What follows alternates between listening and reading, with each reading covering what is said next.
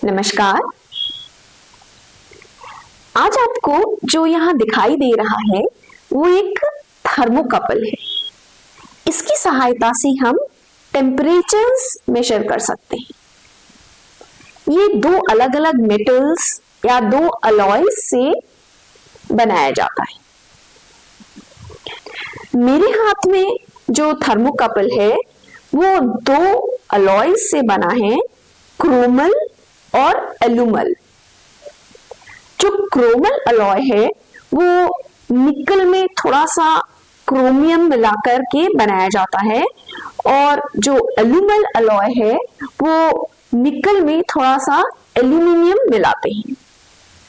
तो ये देखिए, ये जो सिरा है वो फ्यूज कर दिया गया है और यहाँ पे आपको ये दोनों अलग अलग दिख रहे होंगे।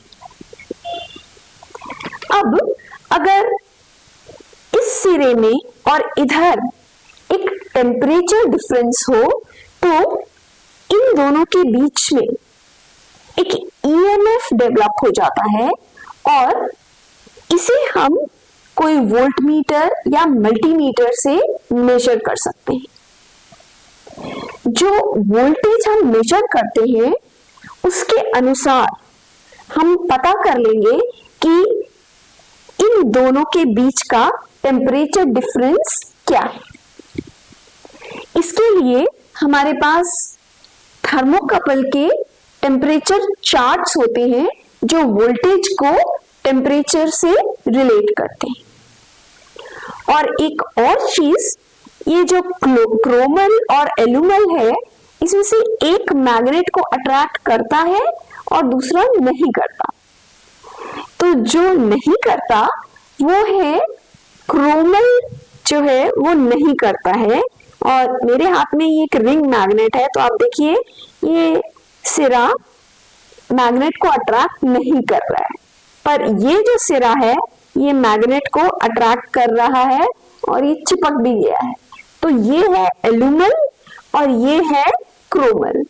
अब मैं इसकी सहायता से, मेरे पास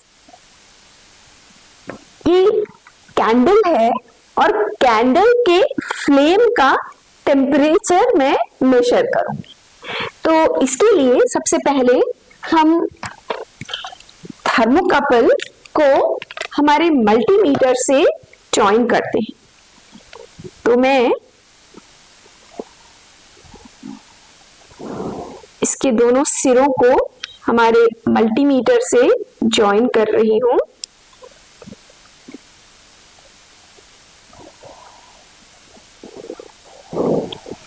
इसमें से जो मैग्नेटिक लिड है वो नेगेटिव है और जो नॉन मैग्नेटिक है वो पॉजिटिव लिड है। देखिए, मैंने इसमें 200 मिली वोल्ट का रेंज सेलेक्ट किया है।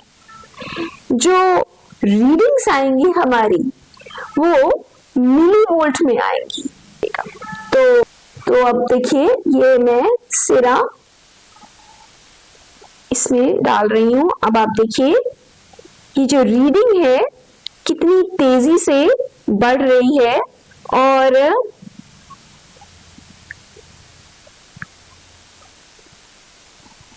ये देखिए,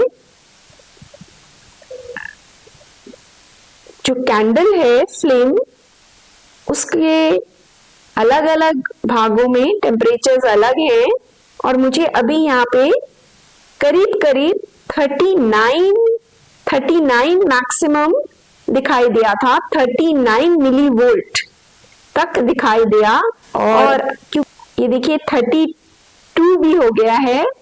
और यहाँ पर अगर मैं ऊपर करूं 39 भी हमने देखा था, तो करीब करीब 32 से लेकर के मुझे 39 तक का वेरिएशन, बल्कि ये 31 भी हो गया है। 30। तो आप देखिए, जो मैक्सिमम हमें वोल्टेज मिला वो 39 मिली वोल्ट का हमें वोल्टेज मिला। तो अब हम यहाँ पर इस चार्ट की मदद से कैंडल के फ्लेम का टेम्परेचर निकाल सकते हैं। ये चार्ट हमें वोल्टेज और टेम्परेचर के बीच का रिलेशन बता रहा है। यहां जो इतना आपको दिखाई दे रहा है ये सब वोल्टेजेस हैं, और इधर जो पहला कॉलम है उसमें टेम्परेचर्स हैं, और ऊपर भी यहाँ पर टेम्परेचर हैं जो कि इसमें डिग्री सेल्सियस में दिखाए हुए। तो अगर हमारा वोल्टेज 1.776 मिलीवोल्ट होता तो उसके करस्पॉन्डिंग टेम्परेचर होता 40 यहां से और 4 ये, तो ये 44 डिग्री सेल्सियस टेम्परेचर होता। अब हम देखते हैं कि हमारा जो वोल्टेज था वो तो मैक्सिमम 39 आया था, ये तो सब काफी कम वोल्टेज है। तो अब हम चलते हैं आगे, और 39 मिलीवोल्ट का जो वोल्टेज है उसके करस्पॉन्डिंग टेम्परेचर देखने के लिए हम 39 को खोजते हैं चार्ट पर। तो ये देखिए यहां पर हम आ गए हैं और ये है 38.99, यानी कि करीब करीब हम पहुंच गए हैं। यहाँ 39.037, तो 39 हम इसे मान सकते हैं। तो ये जो है 39 मिलीवोल्ट के करस्पॉन्डिंग टेम्परेचर है, यहां से आपको दिख रहा है 940 डिग्री सेल्सियस प्लस ये इधर 3 यानी कि 943 डिग्री सेल्सियस हमें टेम्परेचर दिखाई दे रहा है। तो ये जो टेम्परेचर दिख रहा है वो इन दोनों जो जंक्शंस हैं उनके बीच का टेम्परेचर डिफरेंस है। असल में ये जो चार्ट है इस वाले जंक्शन को वो रेफरेंस जंक्शन कहते हैं, और वो 0 डिग्री सेंटीग्रेड मान करके ये चार्ट बनाया जाता है। पर हमारा जो जंक्शन था ये वाला, ये 0 डिग्री पर तो नहीं था, ये तो रूम टेम्परेचर पर था, और अभी यहाँ का रूम टेम्परेचर करीब 27 डिग्री सेल्सियस है। तो